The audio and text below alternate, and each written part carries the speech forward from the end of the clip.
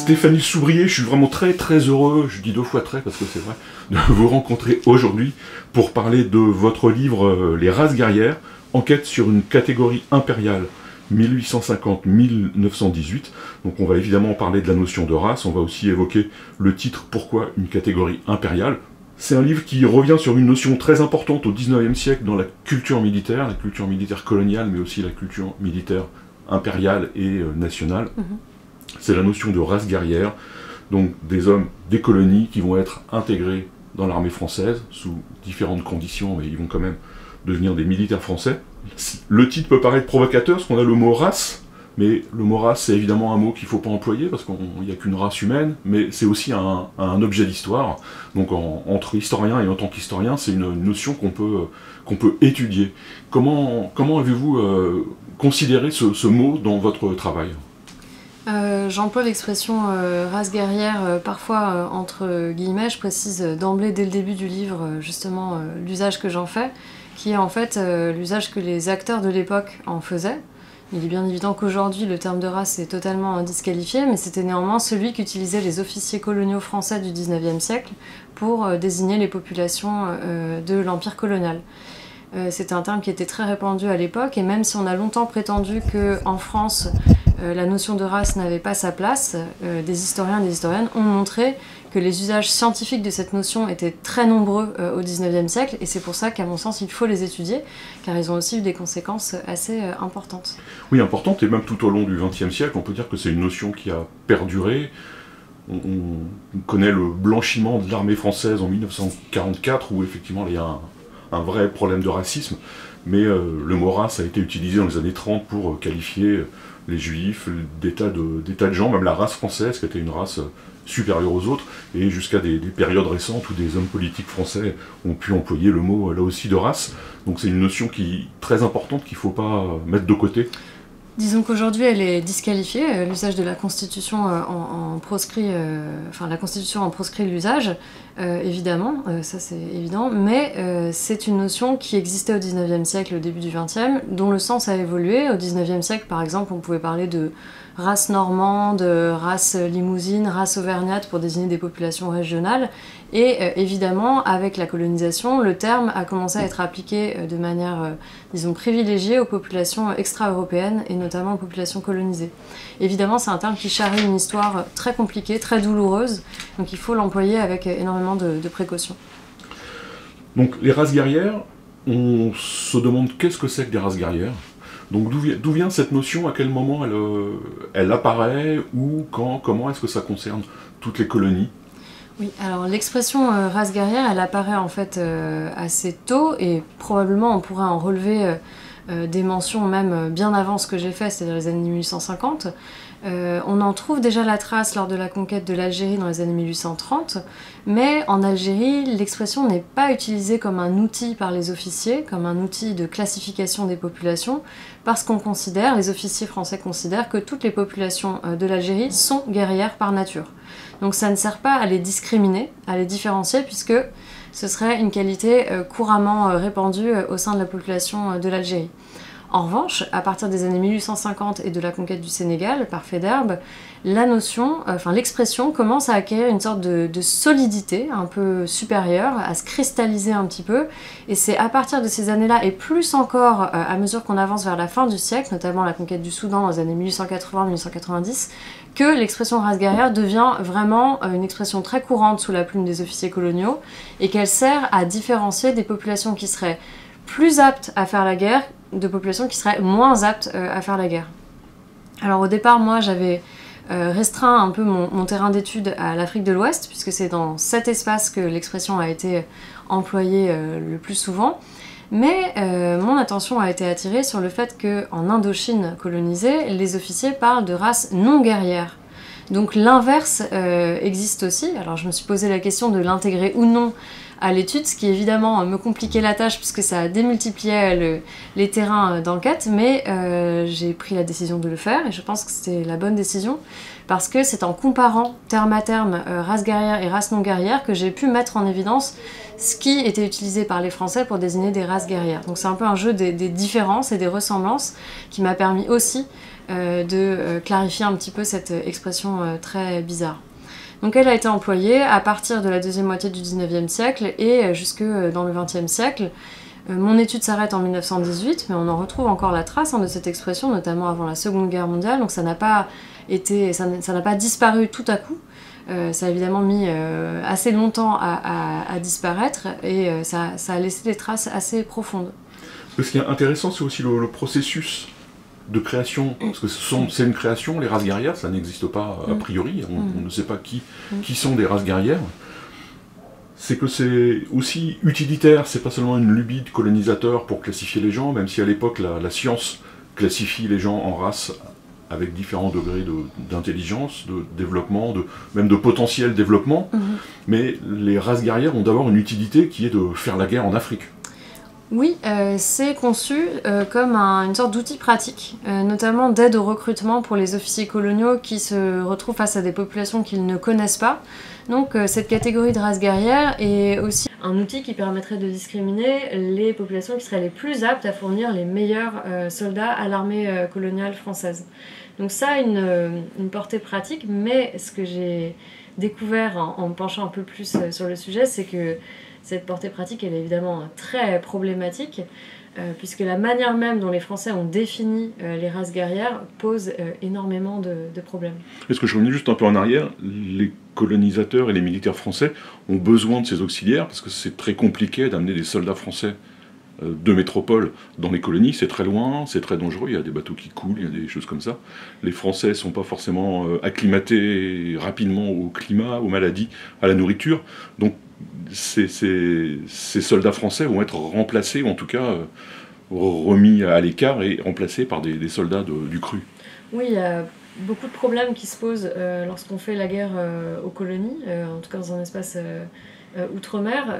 L'acheminement des troupes, c'est un premier problème évidemment, et puis ensuite il y a surtout la mortalité et la morbidité effroyable du corps expéditionnaire français dans les colonies, qui vraiment est un énorme problème. Donc c'est avant tout pour ça que les Français ont recruté des auxiliaires parmi les populations colonisées à cause de ces chiffres effroyables de mortalité et de morbidité, qui rendait toute conquête absolument impossible. Il y a aussi un aspect de politique intérieure, puisque c'est difficile de justifier l'envoi de soldats outre-mer, de soldats qui vont probablement mourir. C'est beaucoup plus facile de justifier le recrutement à moindre coût, d'ailleurs, de soldats colonisés. Alors comment on recrute des soldats qui vont rentrer ensuite, des soldats dits de race guerrière? Comment on les recrute? Comment on les identifie? Est-ce qu'il y a des recruteurs qui partent dans les villages? Est-ce qu'il y a des chefs de village qui indiquent aux gens? Comment on devient un militaire une fois qu'on a été identifié race guerrière? Alors en fait, la question se pose un peu différemment, parce que c'est pas tant une fois qu'on a été identifié comme race guerrière qu'on est recruté, paradoxalement, puisqu'on aurait pu penser que ça se passait comme ça. Mais ce que j'ai découvert, c'est plutôt que c'est l'inverse qui arrive, c'est-à-dire que les populations qui se portent volontaires, puisque le mode de recrutement était un mode de volontariat, donc les populations colonisées étaient recrutées sur le mode du volontariat. Donc les populations qui étaient les plus, disposées à se porter volontaires pour intégrer les rangs de l'armée coloniale française étaient automatiquement désignées dans une sorte de tautologie comme des races guerrières. Donc ça, c'est évidemment quelque chose qui n'apparaît pas dans les discours français, qui préfèrent avoir un vocabulaire très scientifique, très rationalisant. Mais en réalité, ce qu'on constate, c'est que, par exemple, les Bambara, qui ont été désignés comme la population la plus guerrière de l'Empire colonial français, était aussi, comme par hasard, la population qui était la plus prompte à s'enrôler dans les rangs de l'armée coloniale française, pour des raisons qui avaient très peu à voir avec ce que les Français désignent comme des attributs d'une race guerrière. Donc les races guerrières sont celles qui collaborent avec les Français, en fait, pour des tas de raisons qu'on va évoquer. Mais est-ce que les militaires français cherchent à identifier des critères? Est-ce que, je ne sais pas, une certaine sauvagerie due à des tatouages, des scarifications, à des dents limées, est-ce qu'il y a une étude, est-ce qu'ils font une sorte d'étude anthropologique avec les moyens du bord et leur tous leurs a priori? Alors, il y a plusieurs questions à votre question. Ce qui est certain, c'est qu'ils ne font pas de sélection en fait à proprement parler sur ce type de critères parce qu'ils n'ont pas les moyens de le faire, parce qu'il n'y a pas assez de volontaires. Donc pour sélectionner, il faut déjà qu'il y ait un vivier suffisamment important, ce qui n'était pas le cas. Donc FEDER, par exemple, à partir des années 1850, a eu toutes les peines du monde à recruter des soldats africains pour l'armée coloniale française. Il a fallu modifier les uniformes, offrir plus d'incitation à l'enrôlement, et même comme ça, c'est resté très difficile. Donc les Français n'avaient pas en fait les moyens d'opérer cette sélection, malgré ce que parfois ils peuvent laisser entendre. Ce qui est sûr en revanche, c'est qu'ils se sont appliqués à classifier les populations colonisées, notamment en Afrique occidentale, selon tout un tas de critères.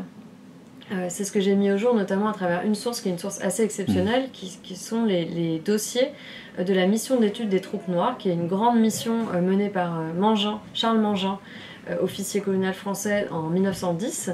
Il est accompagné de 4 collègues et il parcourt toute l'Afrique occidentale pour essayer d'évaluer le nombre de soldats potentiels que chaque cercle, c'est-à-dire chaque circonscription administrative de base en AOF, pourrait fournir.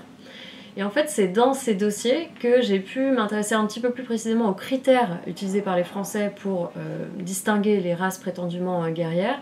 Et ce que ça a révélé, ça m'a beaucoup étonnée. C'est-à-dire que moi, je m'attendais par exemple à trouver des critères physiologiques, physiques, anatomiques, assez précis sur le modèle de ce qu'on trouve à l'époque dans l'anthropologie française qui s'institutionnalise dans la deuxième moitié du 19e siècle. Donc avec des tableaux de mesure pas possibles, on mesure chaque centimètre du corps humain, évidemment la taille.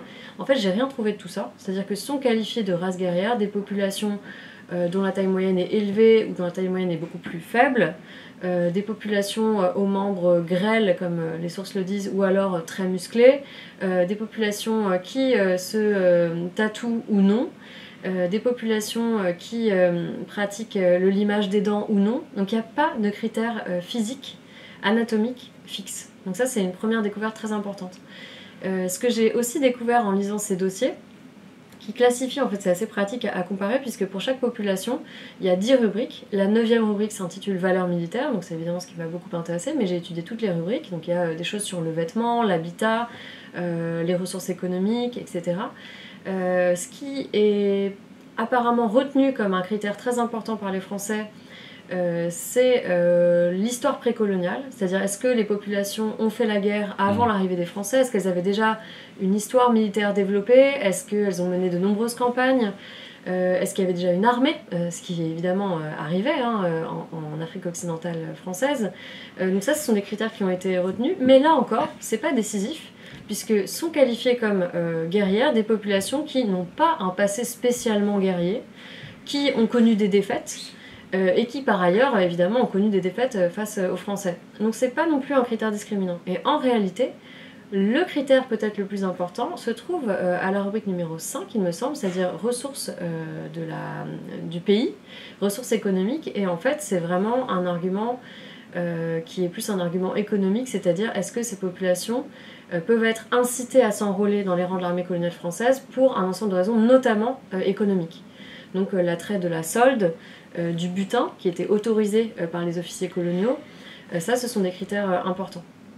Évidemment, il faut prendre en compte le fait que les économies d'Afrique occidentale avaient été complètement perturbées par la conquête coloniale française, qui avait engendré aussi des famines, énormément de problèmes. Donc ça rentre en ligne de compte évidemment quand il s'agit de changer de métier éventuellement, ou de s'engager ou non dans les rangs de l'armée coloniale française. Oui, il y a même des critères, c'est à partir de Madagascar où certains qui vivent en montagne sont plus guerriers que ceux qui vivent au bord de la mer, mais à un autre endroit, c'est l'inverse en fait. Oui, par exemple, le cas de Madagascar que vous évoquez, il est tout à fait intéressant, et c'est pour ça que la comparaison à l'échelle impériale, à mon sens, est déterminante pour un sujet comme ça, parce que par exemple, à Madagascar, les populations du plateau central, donc que les Français appelaient les Ova, ont été qualifiées de non-guerriers, donc race non guerrière, alors que certaines populations du littoral, notamment les Sakalava, ont été qualifiées, eux, de race guerrière, mais si vous prenez d'autres espaces, par exemple l'Indochine, c'est l'inverse. Les populations des montagnes du Vietnam ont été qualifiées de race guerrière, par opposition avec les populations de la plaine qui sont qualifiées de race non guerrière. Donc vous voyez, c'est vraiment assez incohérent en fait.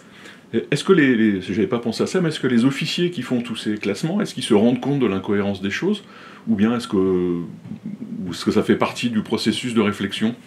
C'est une bonne question, c'est difficile d'y répondre avec de la certitude la plus absolue, mais ce qui est certain, c'est qu'ils sont très nombreux, avant de développer tout un discours de classification, à intégrer un petit paragraphe, disons, de précaution, en expliquant que, évidemment, tout ça, c'est vraiment pas une science exacte, qu'il peut y avoir des exceptions, que voilà, mais qu'on peut quand même affirmer, et là s'ensuit le discours des races guerrières. Mais il y a toujours cette petite entrée en matière un peu de précaution, de mise en garde, qui suggère qu'ils étaient eux-mêmes conscients du fait que ces catégories étaient en fait relativement fragiles.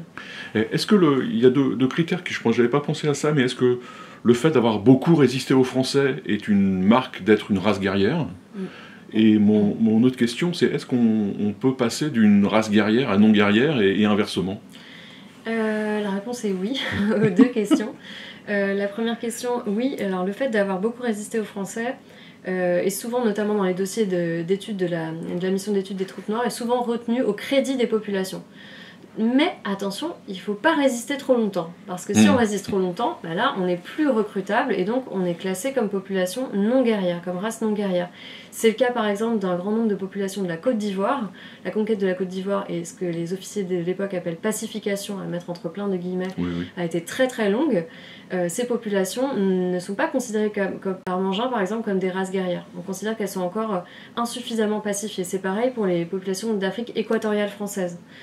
L'Indochine, c'est aussi un cas intéressant pour d'autres raisons, mais en tout cas, ce critère de la résistance militaire aux Français n'est pas un critère là non plus tout à fait déterminant. Et par ailleurs, oui, il est possible de changer de statut, mais ce qu'on constate, c'est que ce discours des races guerrières, c'est un discours très figé, ce qui est en fait le propre de tout discours du stéréotype. Et il y a une vraie continuité entre, par exemple, les années 1880 et les années de la Première Guerre mondiale, les années 1910.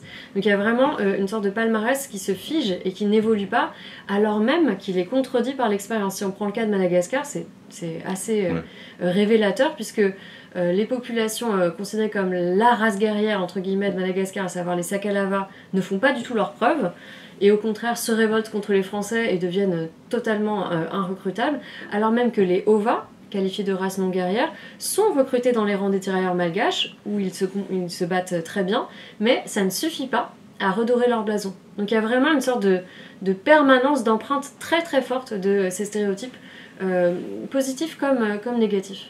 Donc je voudrais revenir maintenant sur le titre, donc catégorie impériale. Donc impérial, c'est pas le Second Empire, pardon. C'est vraiment la notion d'empire colonial, voilà, je cherchais mes mots. Parce que cette notion de race guerrière, elle a beaucoup d'interactions. Donc il y a eu des interactions entre l'Empire et la France, entre la France et les colonies, entre les colonisateurs, les colonisés, je dirais même les colonisés entre eux aussi. Il y a quatre dynamiques, mais il y a aussi des moments importants. Donc il y a la guerre de 1870. Ça peut paraître étonnant que cette guerre, qui est une défaite française, va nourrir la notion des races guerrières. Et ensuite, il y a évidemment la conquête coloniale de la Troisième République. Est-ce que vous pouvez nous parler de ça? Et donc la première chose, la guerre 70. Oui, c'est peut-être l'une des meilleures manières, effectivement, de justifier l'adjectif impérial, qui, comme vous l'avez bien rappelé, fait référence à l'empire colonial français. On aurait pu parler, a priori, de catégorie coloniale. Mais ça aurait été un peu, à mon sens, problématique, parce que si on se concentre uniquement sur les colonies françaises, on rate en fait la moitié de cette histoire. Pourquoi? Parce que les officiers qui élaborent cette catégorie de race guerrière sont des officiers métropolitains qui voyagent ensuite dans l'ensemble de l'empire colonial français, puisque au gré de leurs affectations, ils peuvent prendre des postes par exemple en Indochine, puis en Afrique occidentale, puis retour en Indochine, puis à Madagascar. C'est très fréquent. Donc ça veut dire qu'ils voyagent, ce sont des hommes qui ont une carrière impériale, et donc ils comparent aussi les populations de l'Empire entre elles, y compris sur des espaces extrêmement étendus. Pour ce qui est de la guerre de 1870, ça pourrait paraître un peu étonnant, voire franchement paradoxal, qu'un événement purement européen, métropolitain, informe comme ça une catégorie utilisée dans l'Empire colonial français. Et en fait, c'est assez facile à comprendre. Cette catégorie de race guerrière, elle s'est développée à partir des années 1870 en réaction aussi au traumatisme énorme qu'a représenté la défaite face aux troupes prussiennes.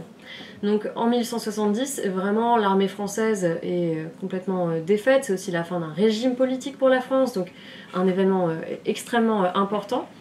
Et ça engendre une sorte de réflexion collective sur les raisons, les causes de la défaite. Réflexion qui va avec une énorme angoisse. Angoisse de la dégénérescence militaire française, de la perte de ce qu'on appelle à l'époque l'esprit militaire français, du tempérament militaire français. Et donc, ces races guerrières colonisées sont une réponse en fait apportée à cette angoisse terrible des Français de l'époque. C'est ce qui explique aussi pourquoi est-ce que peu à peu les tirailleurs sénégalais par exemple deviennent des protagonistes assez populaires de la conquête coloniale et pourquoi est-ce que leur image est répandue en métropole comme une image rassurante de ces populations qui seraient comme une sorte de réservoir de vertus guerrières au service de la métropole qui elle est dans une situation bien plus difficile. Mais c'est difficile à comprendre en fait, parce que les Français de l'époque considèrent tous les colonisés comme des races inférieures, très clairement. Comment ces races dites inférieures peuvent régénérer cette énergie française ? Il y a là un vrai paradoxe, effectivement, qui est à l'œuvre, et on le voit très très bien quand on étudie les races guerrières, puisque ça peut paraître étonnant pour un colonisateur qui affirme par exemple la supériorité de la race blanche, de faire reposer le poids de sa défense militaire sur des populations colonisées. En réalité, les Français ont développé une sorte d'ensemble de stratégies qui sont aussi des stratégies rhétoriques et parfois quasiment psychologiques pour justifier ce phénomène, puisque même si certaines populations colonisées étaient élevées au rang de race guerrière, qui est quand même une sorte de promotion symbolique, en réalité, elles étaient toujours maintenues dans un statut subalterne par un ensemble de procédés. Si on prend l'exemple de l'Afrique occidentale française, certes, les tirailleurs sénégalais sont considérés comme très très aptes à se battre, notamment très aptes au corps à corps, au combat rapproché, très efficaces, très endurants, mais en même temps, ils sont considérés par exemple comme incapables de prendre une initiative.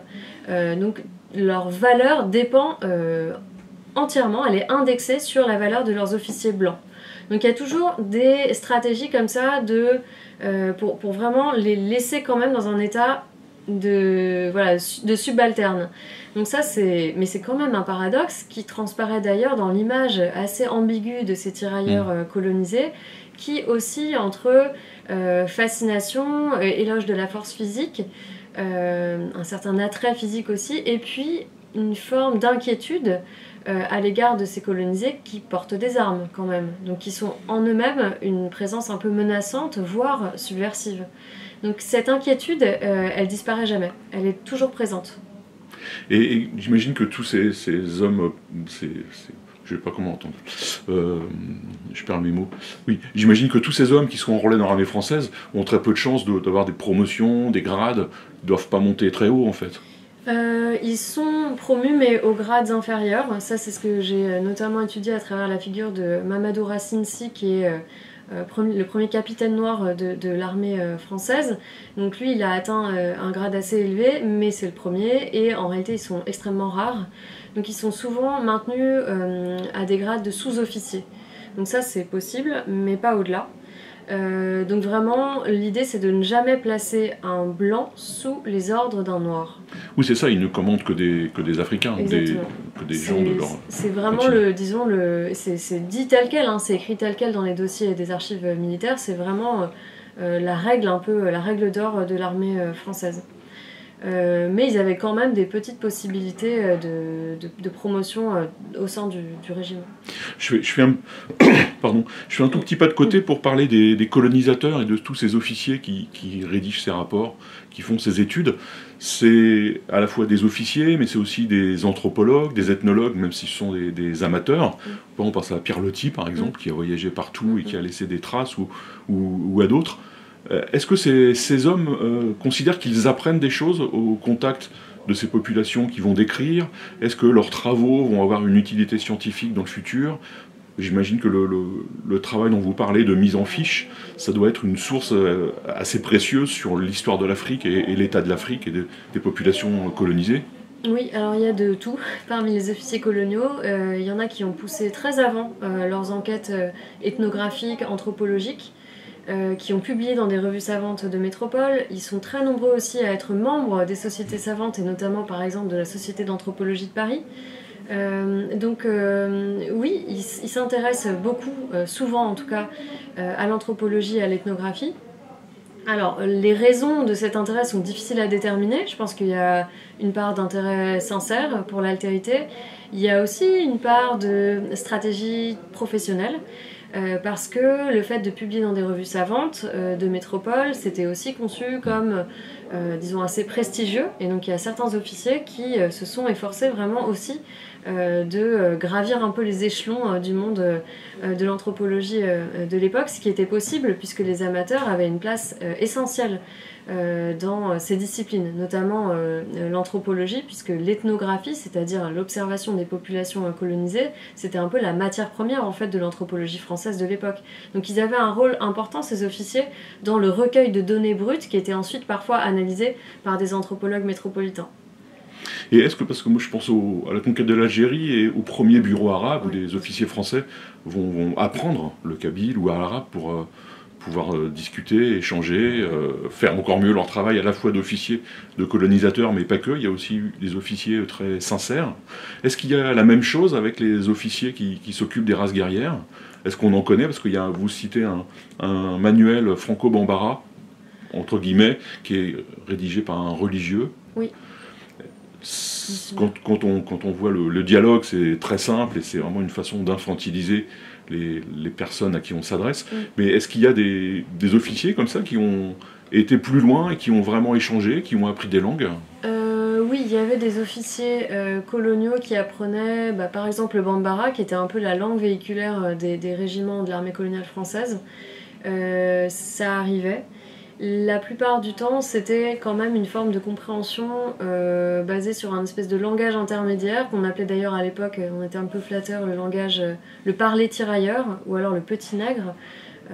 C'est Cécile Van den Haven qui a étudié la question vraiment en détail. Donc ces ouvrages dont vous parlez, ces espèces de petits manuels de conversation, ils étaient aussi utilisés par les officiers coloniaux qui ne maîtrisaient pas vraiment les langues africaines pour communiquer avec leurs soldats, et notamment avec leurs sous-officiers. Alors évidemment, les dialogues sont très simples, les formulations sont même assez choquantes, c'est évidemment que des formules à l'impératif, extrêmement directives, assertives, un ensemble d'ordres et de consignes, bon, ce qui n'est pas très étonnant dans les rangs de l'armée en général, mais qui là a une couleur encore plus importante. Mais en tout cas, c'était aussi comme ça que les officiers souvent communiquaient avec leurs hommes. Ce qui est certain, c'est que pendant la Première Guerre mondiale, des officiers coloniaux ont déploré le fait que les officiers qui commandaient les bataillons de tirailleurs sénégalais sur le sol européen ne parlaient pas du tout. Le bambara, par exemple, était incapable de communiquer avec leurs hommes, ce qui suggère que dans les temps de la conquête coloniale, ils étaient plus nombreux à savoir le faire. C'est impossible d'évaluer l'ampleur de cette pratique, il faudrait aller voir les archives privées en fait, de chacun de ces officiers, mais il y a des cas, on sait qu'il y a des cas où c'était possible en tout cas. Donc je reviens à nos races guerrières. Parce qu'ils ne sont pas obligés de s'enrôler, c'est un volontariat. Oui. Qu'est-ce qui pousse ces hommes à s'enrôler dans l'armée française? Évidemment, il y a des tas de raisons humaines, je sais pas, de prestige, de sol, des choses comme ça. Quelles sont les raisons qui vont les pousser? Sachant qu'il y a aussi quelque chose que moi j'ai découvert, c'est que l'esclavage était encore une donnée importante et que ça va jouer dans le recrutement. L'esclavage est une donnée fondamentale qui sans doute n'apparaît même pas encore assez dans mon livre. Et les officiers coloniaux français n'en ont pas eu conscience, ou en tout cas très peu. Alors il y a une double chose parce que non seulement ils n'en ont pas eu assez conscience, mais en plus ils étaient assez mal à l'aise avec le phénomène. Et donc souvent ils ont eu tendance à escamoter les mentions de l'esclavage dans leurs sources, parce qu'ils étaient assez mal à l'aise avec le fait de recruter des esclaves. En réalité, il y a plein de raisons de s'enrôler comme tirailleurs. Attendez, juste, je coupe, une fois qu'ils sont enrôlés, ils sont évidemment plus esclaves. Oui, bien entendu. Je vais en parler. Il y a plein de raisons de s'enrôler dans les rangs de l'armée coloniale française comme tirailleurs sénégalais, et c'est intéressant et important de se poser cette question des motivations. parce que ce sont des choses qui n'apparaissent pas dans le discours un peu romantique des races guerrières tel qu'il est formulé par les officiers français. Les officiers français préfèrent affirmer que les Africains, certaines populations africaines ont le combat dans le sang, que ce sont des soldats nés, des guerriers nés, donc une espèce de discours un peu romantique comme ça, mais en réalité, ce qu'on observe quand on lit d'un peu plus près les sources, c'est qu'il y a évidemment énormément de raisons de s'enrôler dans les rangs de l'armée coloniale française, et que ça dessine une toute autre histoire que celle du récit des races guerrières. Alors la première des raisons, par exemple, c'était l'émancipation. Donc pour des gens qui étaient esclaves, et ils étaient très nombreux en Afrique occidentale à cette époque, s'enrôler dans les rangs de l'armée française permettait d'être émancipé. Donc c'était pas gratuit non plus, puisqu'il fallait quand même servir pendant 14 ans, donc c'est pas rien, et puis les risques de mourir étaient réels, mais au terme de ces années, on était, de toute façon, à partir du moment où on intégrait les rangs de l'armée coloniale française, on était émancipé. Donc juste, ils sont esclaves de qui? De n'importe qui, enfin, vraiment, l'esclavage était extrêmement répandu, et en fait c'est même ça, c'est une des difficultés des chercheurs, c'est que c'était un système très compliqué, qui ressemble pas forcément à ce qu'on imagine en France quand on parle d'esclavage. Donc il y avait une large gamme de situations, et ça les officiers coloniaux français en fait en étaient assez peu conscients. Mais en tout cas les esclaves étaient très nombreux. Donc ils ont été aussi très nombreux à s'enrôler dans les rangs de l'armée coloniale française, et les populations Bambara par exemple étaient majoritairement des populations esclaves quand elles s'enrôlaient dans les rangs de l'armée française. Donc ça c'est un premier facteur, mais il y en a beaucoup d'autres. Deuxièmement, il y a évidemment l'attrait de la solde. Et du butin. Ça aussi c'est quelque chose qui apparaît un peu moins dans les sources françaises parce que les officiers sont un peu mal à l'aise avec ça, mais en réalité ils ont autorisé leurs tirailleurs à faire du butin sur l'ennemi. Ça c'était une source de profit aussi tout à fait appréciable pour ces hommes. Le butin pouvait d'ailleurs parfois comporter des esclaves. Donc ça c'est aussi quelque chose qui n'apparaît qu'un peu entre les lignes, mais qu'on voit dans de nombreuses sources émanant d'officiers coloniaux. Oui, même des femmes, vous citez le cas de soldats qui ont récupéré, entre guillemets, des femmes, quoi. Oui, tout à fait, et ça c'était documenté, même à l'époque, ça c'est quand même un peu sûr en métropole. Certains officiers coloniaux ont été inquiétés, notamment Mangin et Archinard, pour ces raisons, parce qu'ils distribuaient les femmes de l'ennemi à leurs tirailleurs. On a même retrouvé un témoignage d'un ancien tirailleur qui explique comment il a gagné une femme après une bataille. Donc ça c'est un autre ensemble de raisons. Il y a évidemment la ration alimentaire, qui peut paraître anodine mais qui ne l'est pas. Dans une Afrique occidentale qui est ravagée par la colonisation, par la famine, la sécurité alimentaire c'est très important.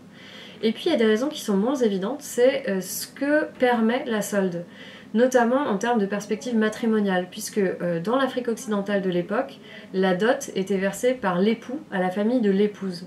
Ce qui engendrait pas mal de problèmes puisque de nombreux jeunes hommes n'avaient pas assez d'argent pour se marier. La solde, ça peut aussi être un moyen de se marier et de fonder une famille, ce qui est très important évidemment. Donc on pourrait ajouter à ça tout un ensemble de raisons, notamment par exemple le fait de pouvoir gagner suffisamment d'argent pour racheter les membres de sa famille éventuellement esclaves. Ça a aussi été documenté. Donc certains tirailleurs s'enrôlent aussi dans l'espoir de pouvoir faire libérer les membres de leur famille, ce qui est évidemment une motivation tout à fait importante.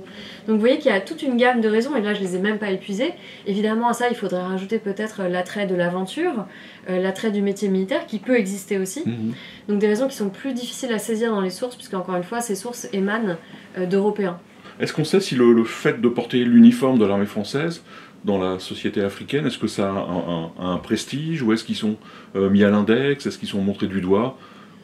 C'est une bonne question, la question de l'uniforme. Ce que les sources suggèrent, c'est que le port de l'uniforme était assez prestigieux.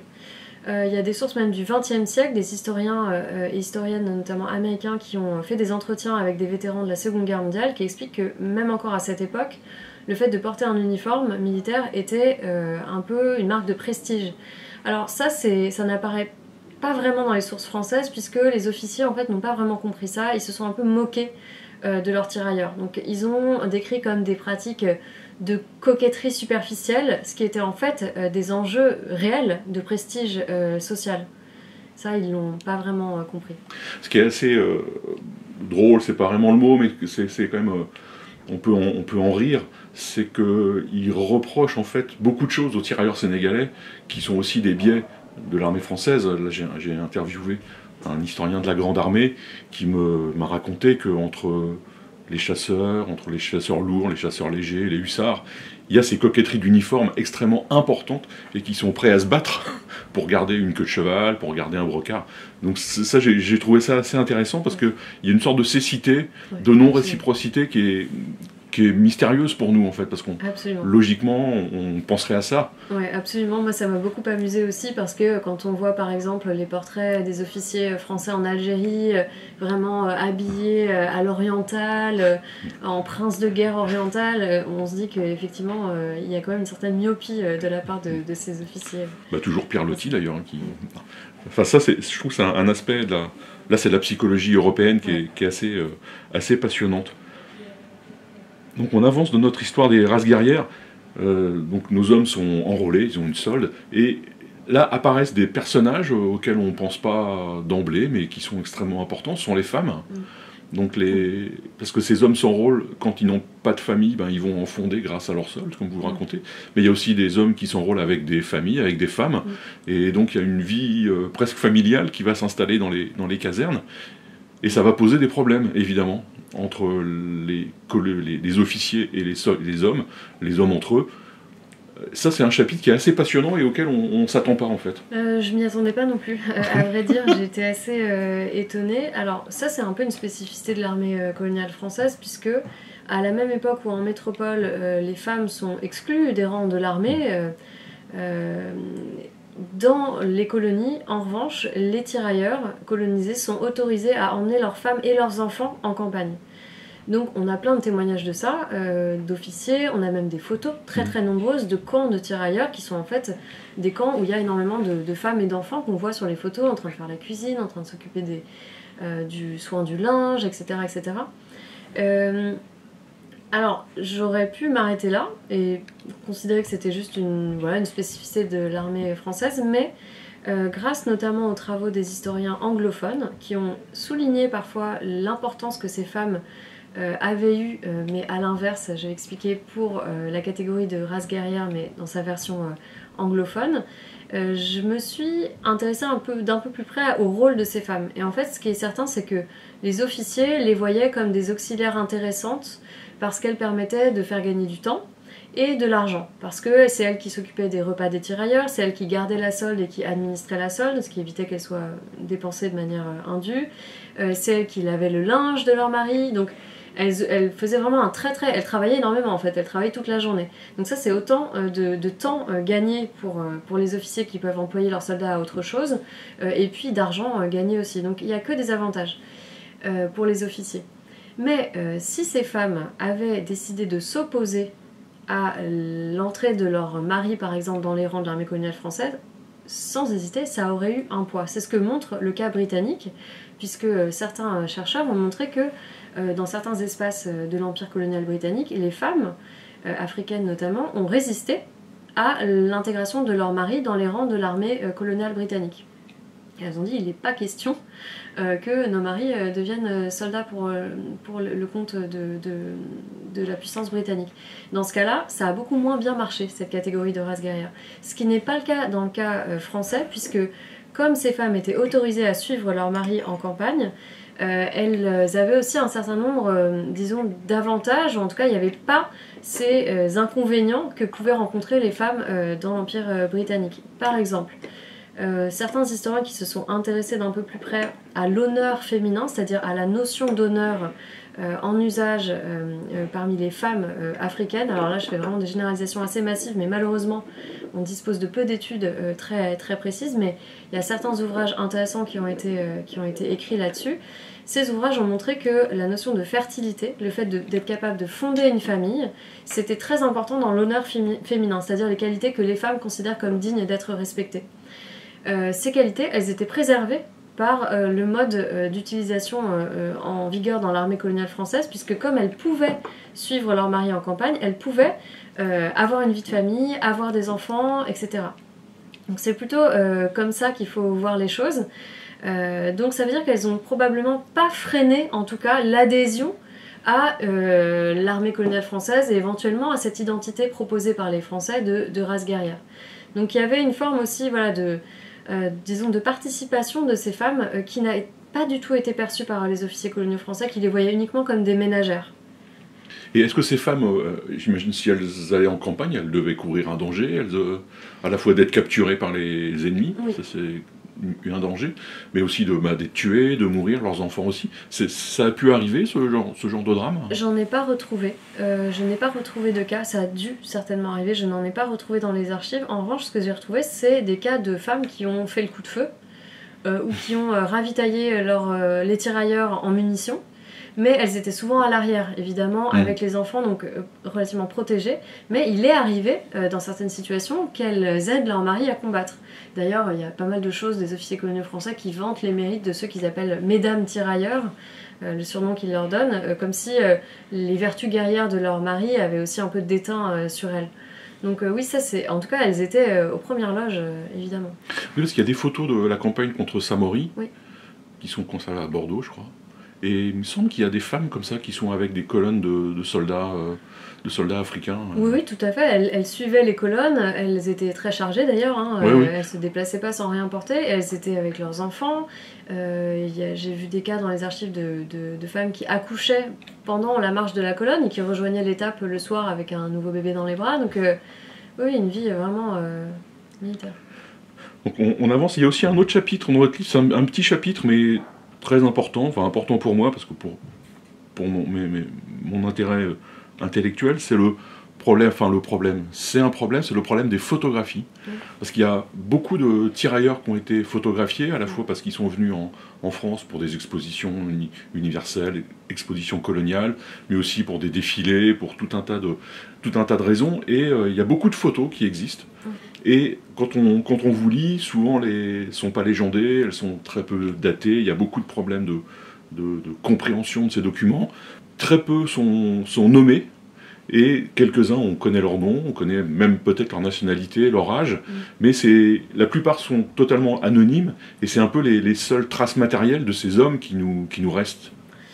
Oui, en tout cas celles qui me sont accessibles. C'est vrai que la photographie, c'est une source très intéressante pour faire notamment l'histoire des représentations de ces hommes. Donc comment ils ont été représentés.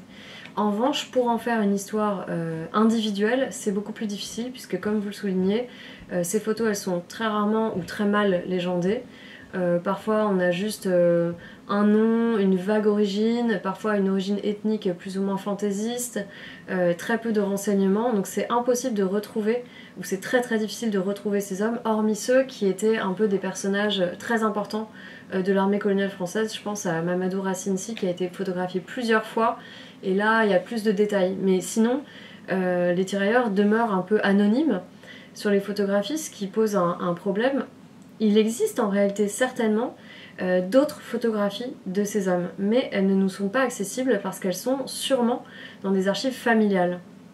Alors j'en ai retrouvé moi 2 exemples qui sont dans le livre d'ailleurs, qui sont des cartes photos de tirailleurs pendant la Première Guerre mondiale, qui sont des portraits en studio de tirailleurs commandés par eux-mêmes. Donc pour une fois, ils ne sont pas représentés selon les termes du colonisateur, c'est eux qui ont choisi de se faire photographier à tel endroit, dans telle posture, avec tel vêtement, de regarder de telle manière l'objectif, etc. Mais sinon, l'immense majorité des photos dont on dispose sont des photos posées, dont la mise en scène est entièrement dictée par le colonisateur.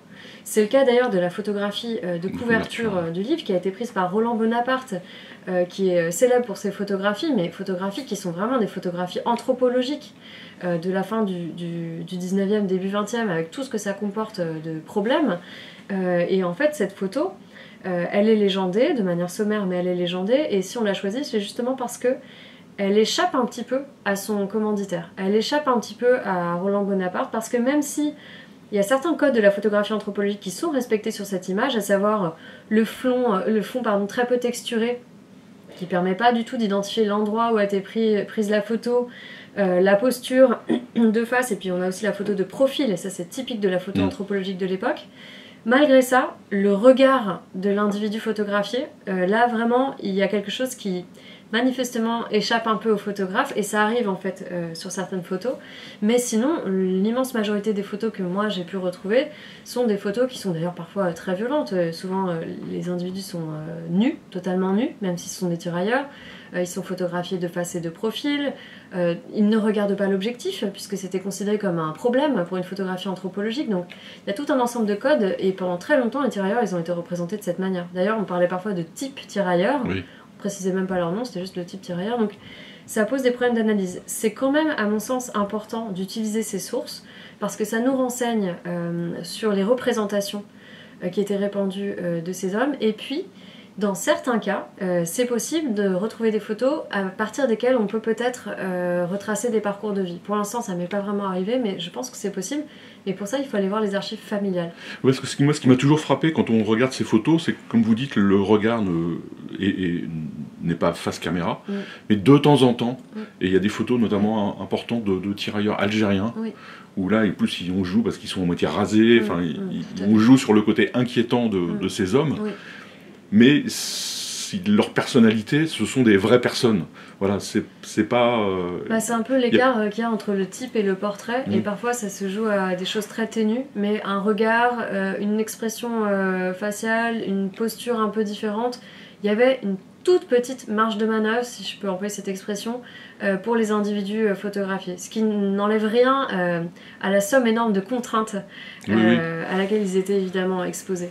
Puis c'est aussi des documents d'une magnifique beauté formelle, quoi. Oui, certains, tout à fait. Pas tous, mais loin de là. Mais Roland certains, Bonaparte, il y a un vrai travail ce sont des très belles technique, photographies. ce sont des belles images. Quoi. Ce qui peut aussi poser problème, le côté esthétique est aussi un problème parfois. Mais... Oui, parce que l'époque on joue beaucoup, il y a une fascination. Il y a une esthétisation. Après, je ne sais pas si c'est érotique, mais en tout cas, il y a quelque chose qui se joue avec ça. Quoi. Bien sûr, évidemment. On a presque terminé notre voyage auprès des races guerrières. Moi, je voudrais revenir sur une race non guerrière, qui est, donc la race, on va prendre ce mot-là pour notre entretien, asiatique, donc essentiellement l'Indochine et toute la grande péninsule du Laos jusqu'à Saïgon, sont considérées comme des races non guerrières, en partie, même s'il y a des subtilités. Donc on ne veut pas les enrôler, on ne veut pas avoir une troupe, mais il y a quand même un officier qui va réfléchir à ça et qui va dire non, on peut monter une armée jaune, et là son projet va être mis aux oubliettes, on va l'empêcher. Ça, j'ai trouvé ça très intéressant parce que l'armée française, qui aurait pu avoir un réservoir de soldats en plus, finalement renonce à ça.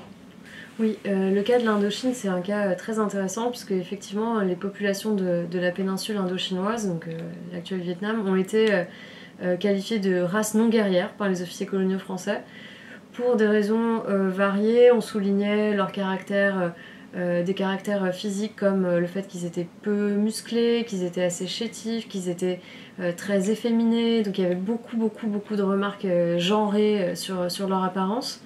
En réalité, ce qu'on réalise très facilement quand on lit les sources, c'est que ce qui inquiétait surtout les officiers coloniaux français, c'était leur résistance, la résistance de ces populations à la colonisation française et rapidement à la colonisation tout court.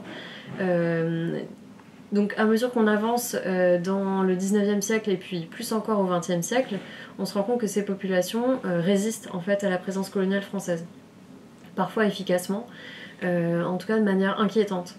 C'est ce qui explique que quand Théophile Penquin a conçu son projet d'armée jaune, l'expression je crois n'a pas été employée par lui, mais donc d'armée indo-chinoise, donc ce qu'il propose c'est très différent de ce que propose Mangin avec la Force Noire.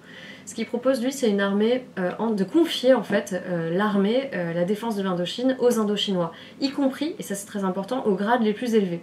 Donc d'avoir une armée entièrement composée de sujets indochinois. Ça fait évidemment scandale. Son projet est examiné par le comité consultatif de défense des colonies notamment, avec beaucoup d'officiers coloniaux. Il y a certains partisans et il y a surtout beaucoup de détracteurs. Mais les détracteurs les plus virulents sont en fait les colons français en Indochine qui, quand ils ont vent de ce projet, font des scandales pas possibles. Et donc le projet de Penquin a été enterré à la veille de la Première Guerre mondiale. Ce qui n'a pas empêché qu'on a recruté des Indochinois pendant la Première Guerre mondiale, mais au départ, ils n'étaient pas envoyés au front. Donc ils étaient utilisés à l'arrière, notamment dans les usines françaises. On jugeait qu'ils étaient particulièrement aptes aux travaux de précision manuelle, mais ils n'ont pas été envoyés combattre tout de suite. On a fini par les envoyer combattre et on s'est rendu compte qu'ils combattaient très bien. Donc ça c'est un premier, disons une première fragilisation aussi de la catégorie de race guerrière telle qu'elle avait été élaborée juste avant la Première Guerre mondiale. Mais ces préjugés, on voit que vraiment ils sont tellement ancrés que Pennequin n'a pas du tout réussi à les combattre, par exemple. Oui, on connaît des photos d'Indochinois qui font des potagers à Versailles, notamment. Oui. C'est assez exotique. On va terminer évidemment sur la Première Guerre mondiale, sur Mangin, donc c'est la théorisation ultime de la race guerrière. Oui. Et la Première Guerre mondiale va en fait détruire tous les préjugés et va annihiler cette notion, même si ça perdure un peu après.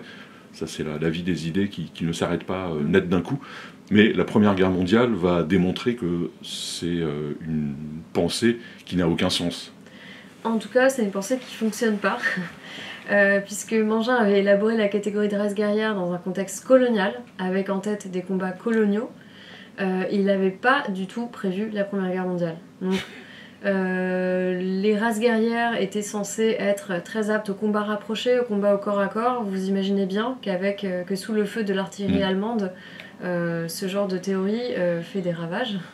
Ce qui s'est évidemment passé, puisqu'il y a eu des victimes très nombreuses dans les rangs des tirailleurs sénégalais, aussi à cause de ces espèces de préjugés très ancrés, hérités de la période de la conquête coloniale. La Première Guerre mondiale, c'est quand même un moment de fragilisation de cette catégorie, parce que premièrement, les populations considérées comme non guerrières avant la guerre, en fait, ont fait leurs preuves sur le champ de bataille. Je pense aux Malgaches et aux Indochinois, qu'on a eu beaucoup de réticence à faire combattre, mais qui finalement s'en sont tirés avec les honneurs. À l'inverse, il y a eu des cas de défaillance dans les rangs des tirailleurs sénégalais. On a constaté que, contrairement à ce que Mangin affirmait, ils ressentaient la peur, ils ressentaient la douleur, ils pouvaient être terrorisés par les obus, ils pouvaient être traumatisés d'ailleurs au même titre que les poilus français. Donc tout ça, ça a un petit peu, disons, défait un peu la catégorie. Mais surtout, je pense que le plus important, c'est vraiment le fait que la guerre elle-même a changé, en fait. Donc dans l'expression race guerrière, ce qui a changé, c'est peut-être guerrière, c'est peut-être l'adjectif guerrière, puisque la guerre elle-même a changé complètement de visage, et donc cette catégorie était devenue inadaptée. Ce qui n'a pas empêché, donc Mangin lui-même, dès 1920, il le dit. Il explique que bon, il n'y a plus lieu de trier entre race guerrière et race non guerrière. En revanche, il faut maintenant répartir entre spécialités. Donc la guerre a prouvé l'importance de ce qu'on appelle les spécialités militaires. Et là, donc il y a un autre type de classification en fait qui s'opère. Mais la catégorie de race guerrière, en fait, elle est considérée déjà un petit peu comme obsolète. Ce qui n'empêche pas évidemment qu'elle ressurgisse à la veille de la Seconde Guerre mondiale. Et c'est tout à fait logique, puisque c'est dans les moments de grande angoisse nationale que cette catégorie très ancienne revient un peu pour réconforter aussi les populations métropolitaines. Donc finalement, c'est pas si étonnant, mais elle est remplacée après la guerre par d'autres catégories. On peut penser à ce qu'on appelle dans le Sénégal les races laborieuses, donc les populations qui seraient aptes à fournir des travailleurs. Donc vous voyez qu'il y a toujours en fait une nouvelle déclinaison de cette pensée utilitariste de la race à la française. Donc les races laborieuses remplacent un petit peu les races guerrières, une autre expression à mettre entre guillemets. Mais la Première Guerre mondiale, c'est quand même la fin de quelque chose. Oui, parce que la race guerrière, quand on vous lit et qu'on va jusqu'à la conclusion, c'est finalement une ressource qu'on va utiliser, piller comme toutes les ressources de la colonisation, évidemment, quel que soit le colonisateur d'ailleurs, mais c'est une ressource. Tout à fait, c'est avant tout une ressource. Et puis on peut dire que le problème sera réglé avec la guerre d'Indochine, où là on montre que les races non guerrières... Oui, là, sont guerrières aussi. Ça prouve de manière assez éclatante toutes les fragilités et les incohérences de cette classification raciale. Eh bien Stéphanie, je vous remercie beaucoup de tout ce temps passé avec moi. On aurait pu encore évoquer des tas d'aspects, notamment sur la biologie, sur la science, sur la résistance à la douleur. Enfin, tout ça est dans votre livre. Évidemment, il faut le lire. C'est un gros livre passionnant, qui débouche sur encore plus de questions, notamment sur l'histoire commune entre nous et l'Afrique et nous. Et c'est une histoire qui n'est pas encore tout à fait réglée, si elle l'est un jour. Absolument. Merci beaucoup. Merci à vous.